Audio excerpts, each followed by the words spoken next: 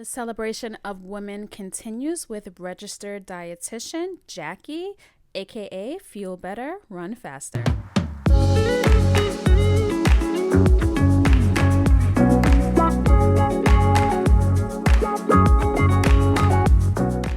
Hey everybody, welcome back to another episode of the Runwave podcast. I am your host Kim. If this is your first time tuning in, welcome to the show. If you are a return listener, welcome back to the show. I truly appreciate you tuning in week after week. It is March and we are still celebrating Women's History Month. And my next guest on the show is registered dietitian Jackie, and she is known as fuelbetter.runfaster on Instagram. I always have so many questions about nutrition for runners and even nutrition in general, what foods we should be eating, what foods we should not be eating, how to fuel ourselves more organically and not using packaged nutrition. So I asked Jackie a lot of those questions and she was just a wealth of information, and Jackie has those letters behind her name. So she is the real deal. So let's get into my chat with Jackie. Okay, everyone, please welcome Jackie to the show, aka Fuel Better, Run Faster on Instagram. Hey, Jackie. Hi. Hello, I'm happy to be here. I'm so happy to have you on the show because, girl, I have so many questions about nutrition. I think we all do. I know. It's such a struggle with runners, and, I'm happy to have a professional on the show to give us a little guidance on what we should be doing, especially since we may be getting back to racing soon, hopefully. Hope we get back to racing. I think that's everyone's goal or hope. I know. So tell me a little bit about yourself. Where are you originally from? I am originally from Minnesota. I grew up there, and I was born there. My whole family's still there. I went to school at the University of Wisconsin, but I've lived in the Midwest pretty much my entire life. Oh, Minnesota. That's like one of the colder states in the U.S. Yes, for sure. What was it like growing up there? It was cold. It was cold. And often snowy. We often had, delayed start to school because of weather or cold or because the heater wasn't working at the school. So did you grow up in a small town? I did, actually. I was born in a suburb of Minneapolis called Burnsville, but we moved to northern Minnesota when I was pretty young. I was 8. And so the town where my parents still live has a population of 250 people. What? So it's very tiny. But wow. It's a resort town, so everyone goes there in the summer because there's lots of lakes, so it gets quite busy in the summertime. Well, that's a good place. At least you have somewhere to go that's free and you can enjoy the resort life, right? Yes. It's much nicer now that I don't live there, that I can go home and enjoy all of that. So where are you currently residing? I currently live in Rockford, Illinois, which is just south of the Illinois-Wisconsin border. And I'm about 90-ish minutes northwest of Chicago. So still cold. Yeah. Yes. Still cold. I went to Chicago once for the marathon, and it gets pretty cold in New York, but it was pretty frigid for, when is the Chicago Marathon? Is that in October? Yeah, it was pretty cold for October. Was it? What year was that? I did it in 2018 or 19. Okay. Maybe 18. Might have been 17. I don't know. I did it in 2017, and I think it was hot that year. It might have been 2018 because all I remember was walking from the hotel to the start line along that water, and I had my little hoodie on and I was freezing. I'm like, why didn't I wear warmer clothes to throw them away? But yeah, it wasn't that bad, but I did enjoy the city of Chicago for the little bit of time that I was there. Yeah, it's a neat city. So you have some letters behind your name. I on do. Instagram. So what do those letters stand for? All right. So I am an RDN, so I'm a registered dietitian nutritionist. So what that means is that I have completed an undergraduate degree in dietetics, in nutritional science, and I completed an internship, which is a minimum of 1,200 hours of supervised practice, and then passed an exam. So had to go through all the schooling and then like practically a whole nother year of basically unpaid labor and then take a test before I could call myself a dietitian. So I'm a registered dietitian nutritionist. I'm an LDN, so I'm licensed by the state of Illinois, and then I do have a master's degree. So you are the real deal. I hope so. Yes, I because done we see lots a lot of schooling. people on Instagram and they're always putting out these nutrition certificates and, saying they're a nutritionist now, but it's not the same thing. No, a lot of these people have taken like a little mini online course that took them like a day or maybe 2 weeks, and I have 6 years of education, so. So what made you want to become a dietitian? I think I always had an interest in nutrition since was a pretty young kid. I actually, when I first went to school, I thought I was going to be a math major and I was going to go to law school. And then I just realized that wasn't really for me and I wasn't really sure what I was going to do. And finally just landed on nutrition and it just seemed to fit. So you did 4 years of undergrad and you did another 2 years after that. Yes. Wow. I'm impressed. Thank you. I really am because I see so many Instagram nutritionists and, it's like, is this what you do as your day job as well? Yes. So in my day job, I work at a hospital and primarily I cover adult intensive care patients. So that's been interesting this last year with so many COVID patients. And a lot of my patients are on ventilators, so they can't eat or drink on their own. So that provides definitely some interesting nutrition challenges, but it's also really fun. But I also do nutrition coaching for runners, and that's totally different, but I'm enjoying that a whole lot as well. And that is why I wanted to have you on the show because runners, we need help with nutrition. That's for certain. For sure. So We how all did you have questions. Yeah. So how did you get into running? Because you're a nutritionist, but you're also a runner. Yeah.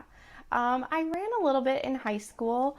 My school, being that it was so small, did not have a cross country team, but I did run track for a few years. In college, for my first year, I was actually on the rowing team. Only Cool. kept that That's up for cool. 1 year. But like I would like run occasionally, and then I ran my first marathon in 2011, and after that was still running but not all the time. And then I got into the Chicago Marathon in 2016 and I had so much fun. It was such a blast and I just haven't looked back. You know what? Where's the Chicago? I did it in 2016 too. Wait, We so were it there. wasn't hot that day. It was freezing in the morning. It warmed up though. It did. It warmed up. I did it 2 years in a row. In 2017, I think it was hotter. Oh, so that was 20. I get my dates wrong. Like when people ask me when I ran one, I have no idea. I always have to look it up and I mean, it all just like blends together, especially the know. last year. after a while it's just like, yeah. So you did your first marathon what year? 2011, actually. Wow. So you've been in the game for a while now. A while. Yeah. Before running became like Insta famous, you were like already at it. Yeah.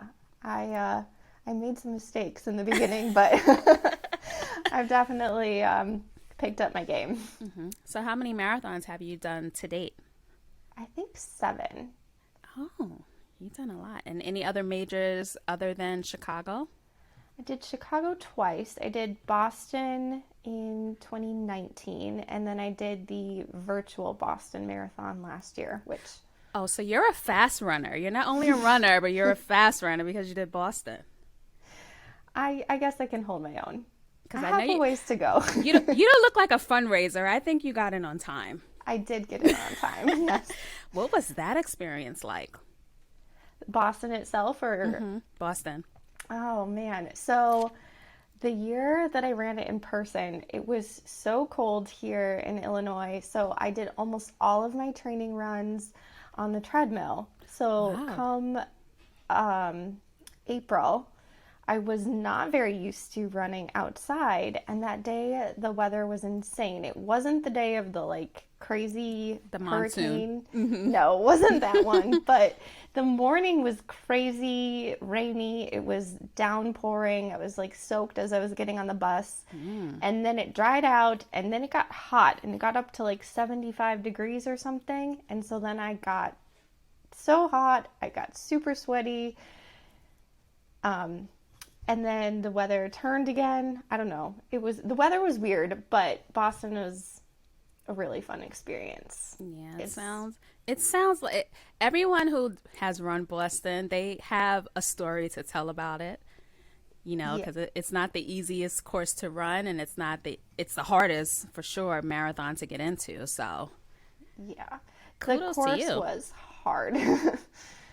But especially it's like really hilly, right? A lot of up and down. especially like towards the end. I mean, it's a net downhill, but you've got the Heartbreak Hill and several other hills in that area. So you're right around like mile 18 to 22 when you're really hitting all these uphills and you're like, oh my God, can we just be done already? Yeah, But at the same time, there's great crowd support and you're running Boston, so you can't really complain, but it hurts. I can only imagine. I mean, like New York is like a tough course, but it's like that with Boston. Like there's a lot of crowd support, but yeah, I think Boston is like you earned that spot and you earned that finish in Boston as well. So kudos to you for finishing that, getting in and finishing. Thank you. So I want to get into nutrition for runners. All right, let's do it. Now, I know you have a series that you call Runner Food Friday. Yes, I do. And I was looking through the series and I want to ask you about certain foods that you recommend for runners. Okay. I'm going to start with my first, which is the favorite. Not really a food, but a drink, coffee. Okay. So how is coffee beneficial for it? Because I'm a person that would drink coffee before every race. And people would look at me like I was crazy, but it's like what I do in the morning. I drink coffee, but I saw all of these little fun facts that you had about coffee. So tell us a little bit about coffee and how it's beneficial for runners.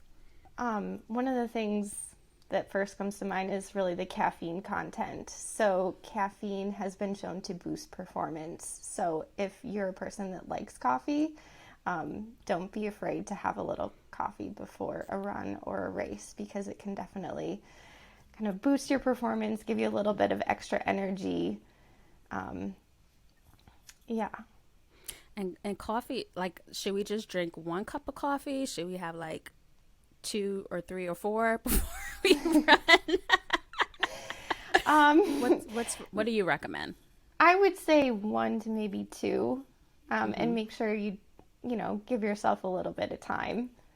Like don't have it immediately as you're walking out the door, but if you're someone that drinks a lot of coffee and you're used to it and your stomach is pretty tough, I suppose you can handle it.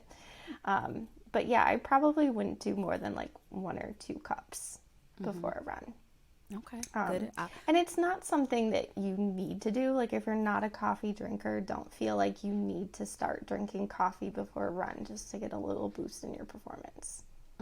So it's like because of the caffeine, so we can drink like other caffeinated beverages as well. Like not soda though. Like we're not gonna go out drinking soda before we run. I probably wouldn't do soda, no. But you could do tea with caffeine. You could do, there's that run gum. Have you heard of the run gum? I actually just heard of it recently because a crew that I interviewed, that is one of their sponsors. Okay. I've never tried it though. I tried it one time.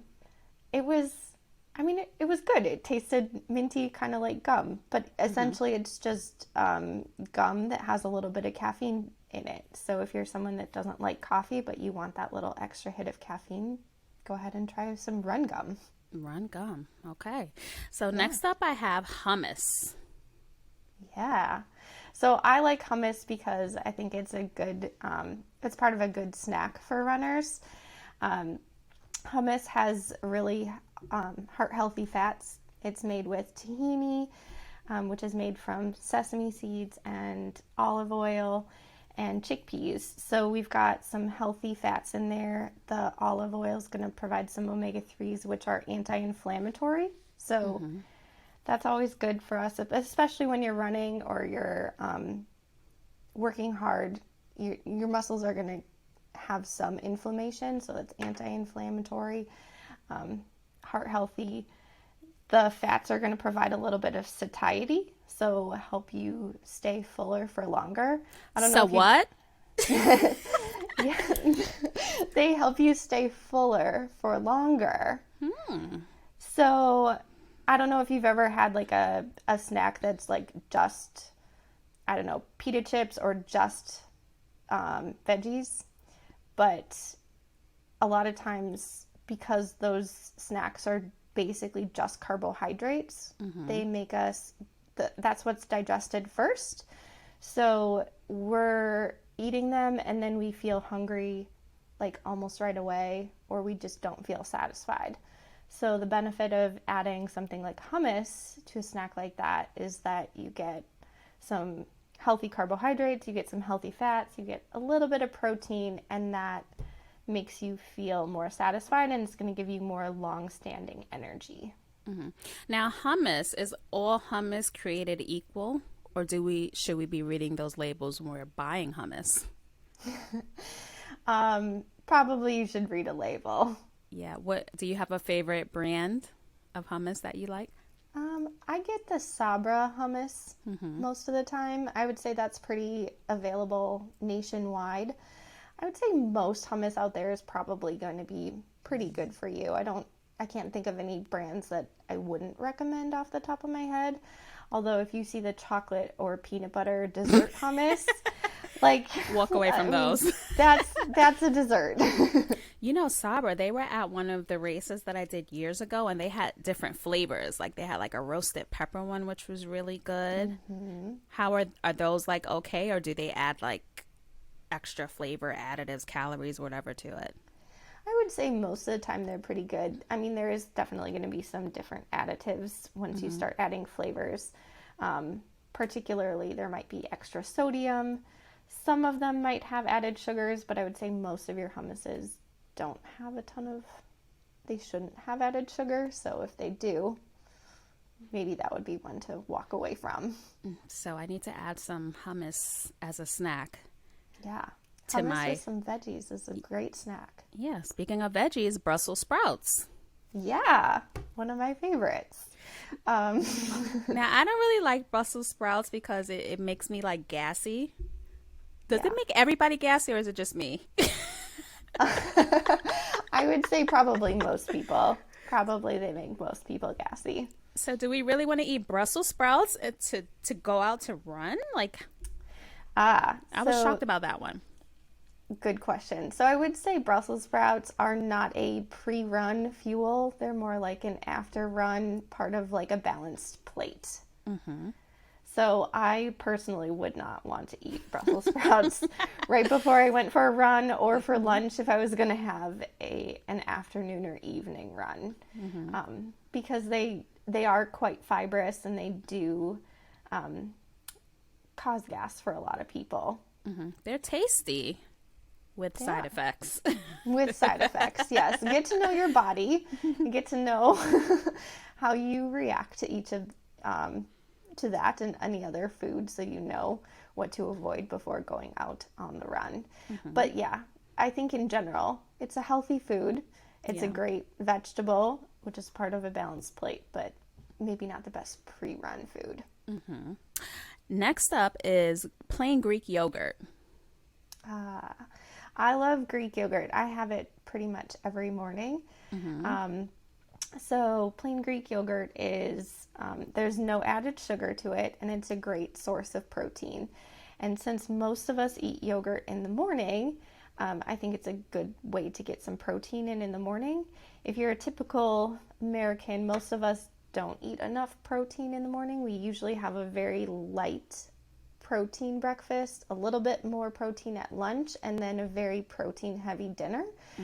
But it's better to spread that protein out throughout the day. What other protein rich foods would you recommend for breakfast?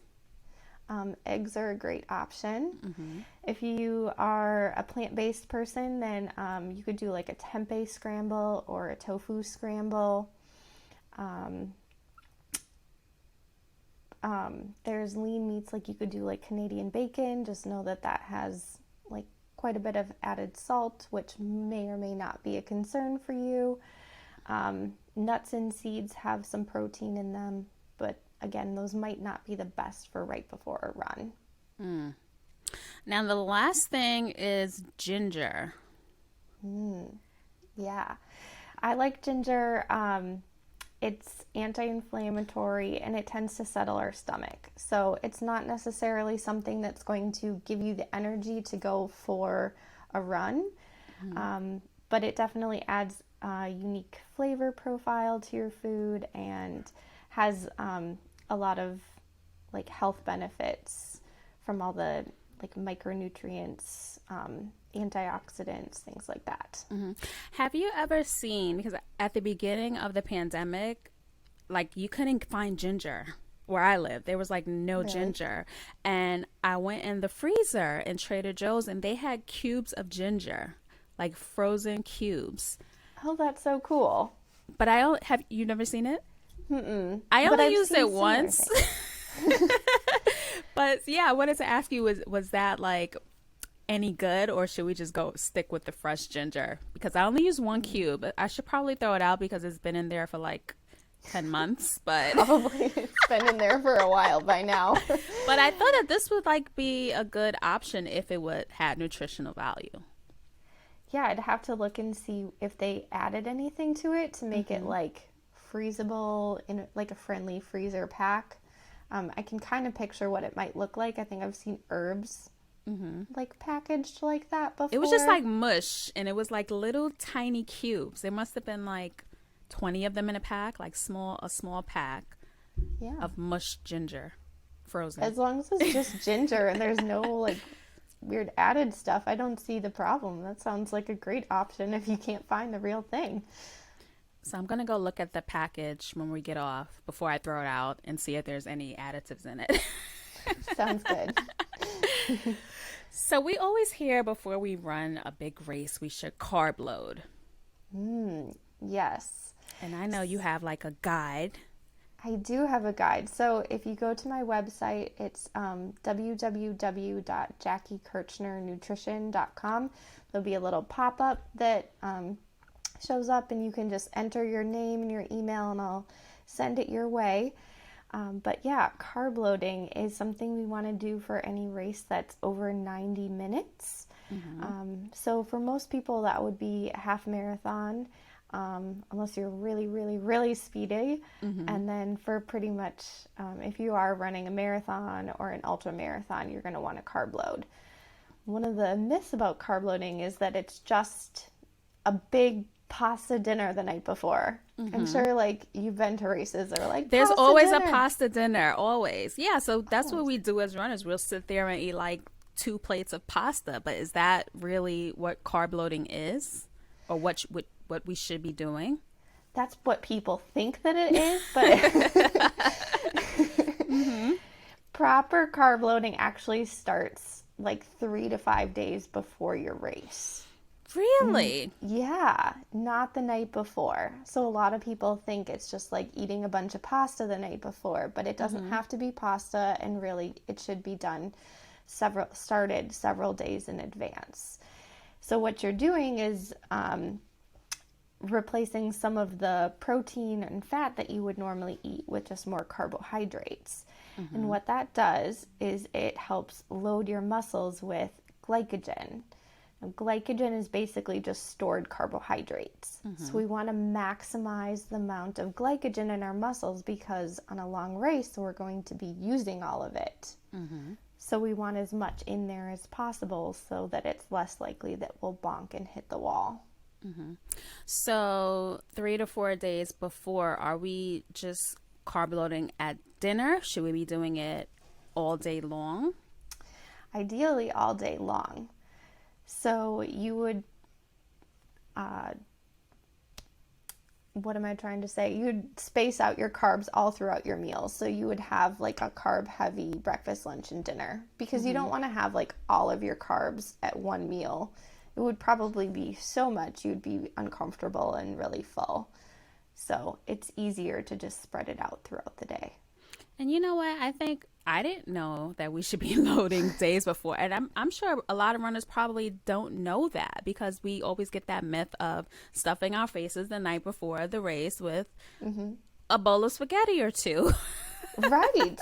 Well, and then think about that. How are you going to feel after that meal? If you're eating like 2 plates of spaghetti and then maybe you're having like a glass of chocolate milk and you're having a couple breadsticks and a cookie, like personally, I would not sleep well at all. I know, you'd be like super heavy. Like I used to try to do it earlier in the day so I can digest it and, not feel like a big old sloth all night in the bed.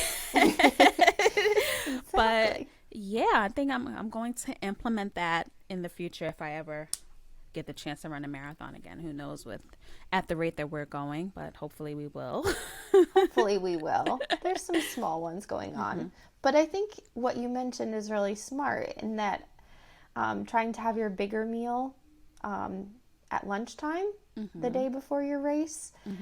It just gives you a little bit more time to digest and it might make you sleep a little bit better. Not that you can skip dinner per se, but maybe have your bigger meal at lunchtime versus dinner time. So what are like the good carbs? Because I'm like trying to cut down on I love pasta. It's my favorite thing to eat ever. But I try to have like brown rice pasta, or whole wheat pasta instead of the white pasta. And I try not to buy white bread any longer. But it's hard when you live with growing boys who love their white bread. But what are the good carbs that we should consume? So most of the time we want complex carbohydrates. So that is going to be our whole grains like the brown rice or the quinoa or oatmeal or, I have like farro right now. It's a grain. So those are some good options, but other ones that people don't think about when it comes to healthy carbohydrates, all of our fruit are carbohydrates. So those are all good sources of carbohydrates and really healthy because you get vitamins and minerals and antioxidants and fiber and extra fluid. So I know a lot of us are trying to drink enough water, and not that you can have some fruit and skip a glass of water, but it just works towards your hydration goal. Starchy vegetables like potatoes, sweet potatoes, peas, squashes, those are all healthy carbohydrates.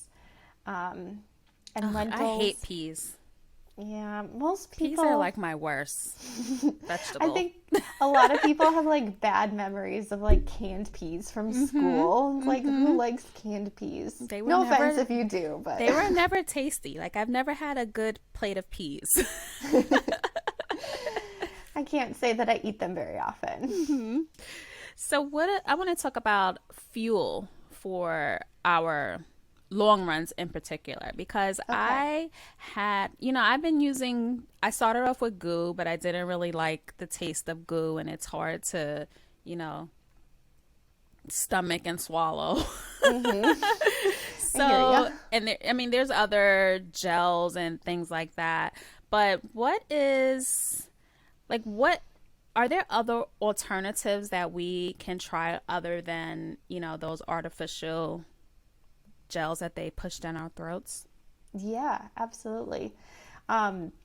So those are nice. They're convenient, but a lot of people have a hard time with them. They can add up and get really expensive after a while. But the good news is, if you want to, you can have real food as fuel on the run. Mm-hmm. So, some really great options would be like bananas. But if you're not into bananas, dried fruit is another really good option. Like, I've used craisins or dried cherries.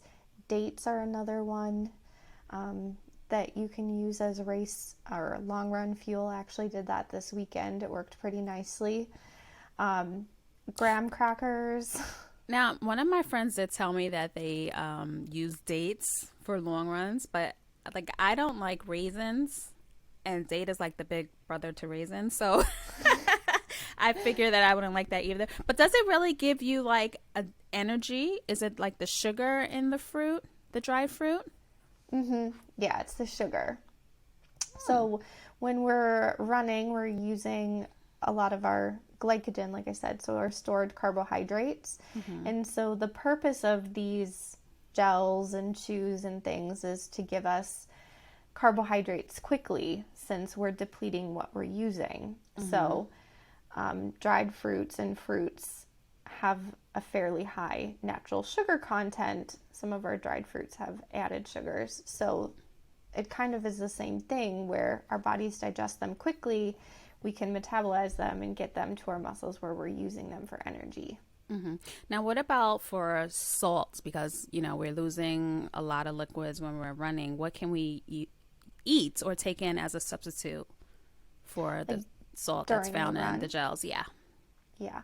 Actually, a lot of gels are pretty low in salt, which is interesting once you like really dive into it. Um, I would say the easiest thing would be to, there are like salt tabs that you can take if you know that you're losing a lot of salt, or electrolyte drinks on the run are going to provide some salt. There's plenty of different options out there. If you want to eat salt, like pretzels might be a good option for you, because those are really salty. I can think of plenty of things that I would want to take after a run, but I wouldn't particularly want to do on the run. Like pickle juice or tomato juice would give you plenty of salt, but Tomato maybe not. juice?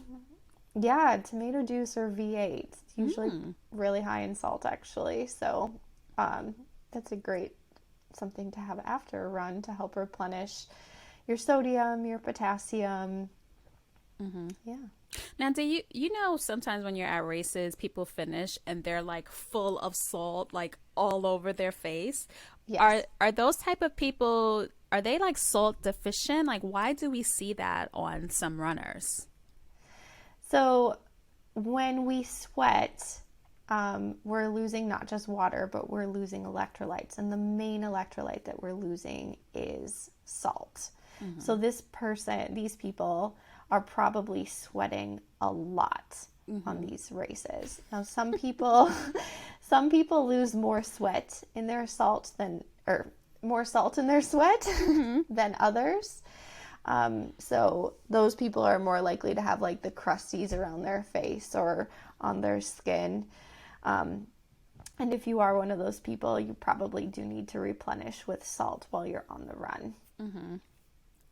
So give me like a balanced meal for a runner, because I saw one of your posts and it had like the plate with the triangle on it. So Yeah. what should be on our plates as runners to aid with, our fueling? Great question. So always you're going to want some type of carbohydrate, some protein, and some color, and then a little bit of healthy fat. And the amount is going to kind of depend on your training and your goals. So what I mean by that is, if you have, say, really easy, like 1 or 2 mile run today, your proportions of all of those things are going to be a lot different than if you ran a marathon in 2 weeks, or even if you were doing, say, like a 15-mile long run tomorrow. So almost always, though, at least a quarter of your plate should be a lean protein. So we talked about a few lean protein options. So again, like eggs, tofu or tempeh, um, cottage cheese or Greek yogurt, and then our lean meats. So chicken, turkey, beef, pork. Those are all going to be good protein sources. Mm-hmm. Colorful fruits and vegetables should make up a good portion of our plate. So that is going to the amount is going to kind of depend on the intensity of our training. If we're having a real easy day, then about half of our plate should be colorful fruits and veggies, and then the remaining should be quality carbohydrates, which we've kind of mentioned a couple of those before, but the whole grains, starchy vegetables, lentils, fruits, things like that. Mm-hmm. Now, I want to ask you about bread because I read all of these things that we should be eating whole wheat bread, but all bread is not created equal. Like, some bread says whole grain, some bread says 100% whole wheat, some bread will just say whole wheat. So, what kind of bread should we be buying? That's a great question. I think this is so confusing for a It lot is of so people. confusing because I never know. I'm like, I should get the 100% whole wheat, but I'm like, didn't they say don't get the 100% whole wheat? I'm confused. Yeah. So most of the time you want to choose 100% whole wheat or 100% whole grain. So if you were to turn the bread over, you bought it from a package and you turned it over and you read the ingredients label, that should be the first ingredient, should say 100% whole wheat or 100% whole grain. If it just says like whole grain, or if it says like enriched flour, it's probably not actually 100%. So you want it to say like 100% whole grain.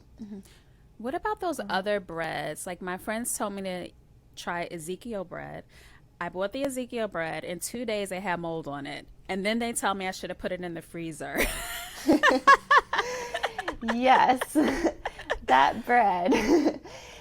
So it has tons of whole grains in it. It is really, really healthy, but it doesn't have any preservatives in it like your standard store-bought breads, which is why part of the reason why you have to store it in the freezer. I believe it's also sprouted, so it's started like germinating, so it's a little bit more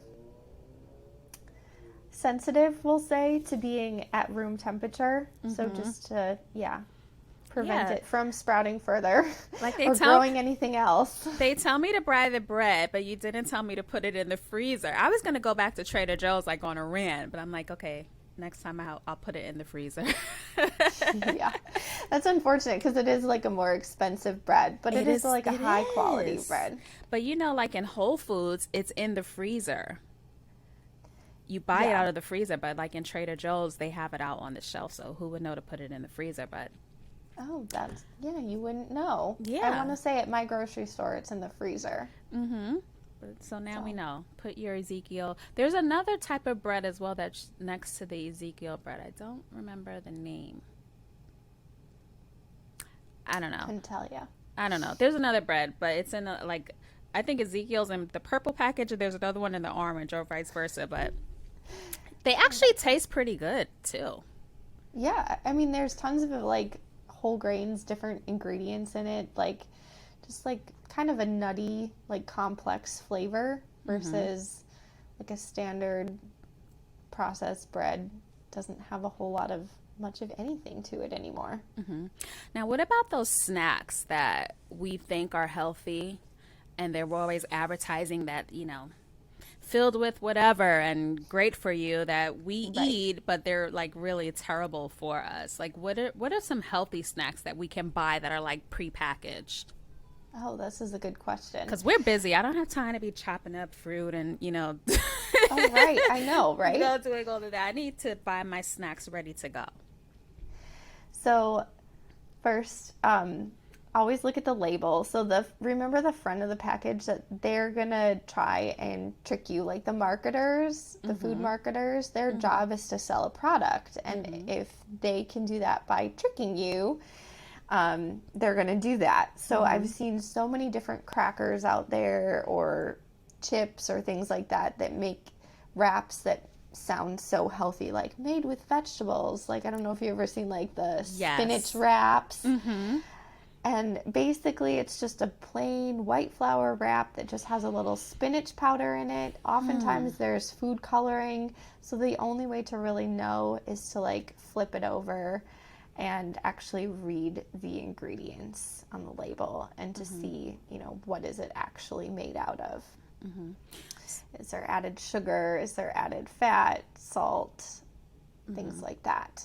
So is it true about the supermarket? Like we should shop the outer aisles and around the back and don't go in the middle. Shop the perimeter. Uh-huh. Yeah, for the most part, that's true. Although I would say there are plenty of like good things to be found if you're looking in the right spot when you go down the aisles. Like, just because something is canned doesn't necessarily mean that it's bad for you. Like, you can find canned fruit that doesn't have added sugar. You can find, canned chicken or canned salmon or canned tuna that's packed in water or olive oil. Canned beans are really awesome because they're convenient. Like, who has time to soak beans, beans Nobody. and then cook them for an hour? Like, you have to think at least 24 hours in advance. So there's plenty of like whole grain cereals, and you can find nuts and seeds and things in the aisles. So not everything in the aisles is bad, but that said, there's plenty of lousy stuff to be found there. The last thing that I wanted to ask you, because I know a lot of people get into running. I know I did for, fitness, to try to get into shape and try to stay in a shape, because the gym, becomes tiring doing the same thing over and over. But, Yeah. I see a lot of people running a lot of miles, but their physique is not changing. They're not building muscle. I don't see them losing much weight. So are there any tips that you can give, or nutrition, foods that will help us in, trying to lose a little bit of weight, or, build muscle? Yeah. Um, well, first I would say that there's so many reasons why someone's physique might not be changing. Some people might not be eating enough, and so their body is resistant to change. Some people might be eating enough, but maybe not the right types of foods. Like, they might not be eating enough protein, or maybe they're not eating the right balance of protein to carbohydrates to fats. So that kind of depends on what your goals are. Are your goals actually to lose weight, or are they to gain muscle, or do you have performance goals? So the way that you fuel kind of depends on what your goals are. So there is no one size fits all. Just like there's no one size fits all like training plan for runners, there's no one size fits all diet for runners. But I would say make sure that you're getting a balance of protein, complex, healthy carbohydrates, healthy fats, plenty of fruits and vegetables. Just if you're unsure how much you need of each, maybe it's time to reach out to a dietitian and help you figure it out. Speaking of reaching out to a dietitian, what kind of services do you offer? Like, if I, want a food plan, a nutrition plan, if I want to build something for my training, how do I get in contact with you? And, what kind of plan could you put together? Not specifically, but what kind of plans do you put together for runners? So I work with all of my runners one-on-one right now. And I go over 5 parts of running. So we've got the base training part. So we want to make sure base training is like your everyday nutrition. So everyone needs good everyday nutrition, whether they're running or not, right? And you could be the best marathon fueler, but if you eat like crap on a day-to-day basis, you're probably not going to get very far. So we go over the everyday stuff. We talk about the emotional side of eating, which so many of us struggle with, boredom or stress, or when it comes to running, like being scared to eat of certain foods because we're afraid It could change our physique, or we're afraid of gaining weight.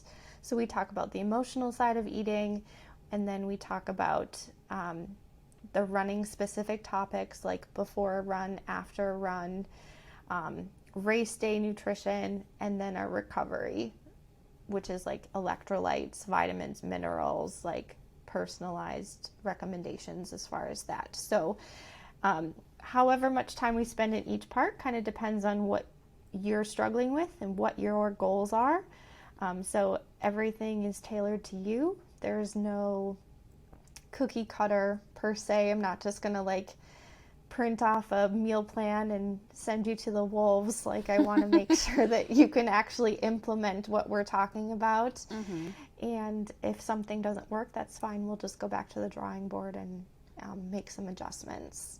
Okay, so if our listeners are looking for a dietitian such as yourself, how can they contact you? They can find me on Instagram. I am at fuelbetter.runfaster. You can find me at my website, www.JackieKirchnerNutrition.com, or you can email me, Jackie at Jackie Kirchner Nutrition. I'd love to hear from you if you have questions, if you're interested in working with me, please send me a note. And tell her that the Run Wave sent you. Yes, please do. If you're listening. All right. So I want to thank Jackie for being on the Run Wave podcast. It was a pleasure having you on, and you've been a wealth of information that I know will help me and help other runners that are listening as well. And I will leave all of Jackie's information down below. You can scroll up right now to for her website, her Instagram, and her email, so you can contact her for nutrition advice. Awesome. Thank you so much, Kim. This is fun. It was. Thank you so much for being on the show. I'm happy to be here. All right. I hope you enjoyed the interview with Jackie. I will leave all of her details down below. You can scroll up to get her website, her email, and her Instagram handle. If you are looking for a nutritionist, definitely check her out. Jackie is a wealth of information, and I may be hiring her to do some nutrition consulting for myself, to be honest with you, because I need it. A lot of us need it, and it's nice to have a runner who is a nutritionist. So she actually knows, what we need to fuel ourselves properly and just to be healthy in general. So again, I want to thank Jackie for being on the show. If you haven't already done so, please leave a rating and or review of the show, especially if you're on Apple Podcasts. You can scroll up right now, hit those stars. Hopefully you hit the 5 stars. And, share a little bit of words about the Run Wave podcast if you have some time. I would truly appreciate it. And thank you again for tuning in, and I will catch you on the next one. Later.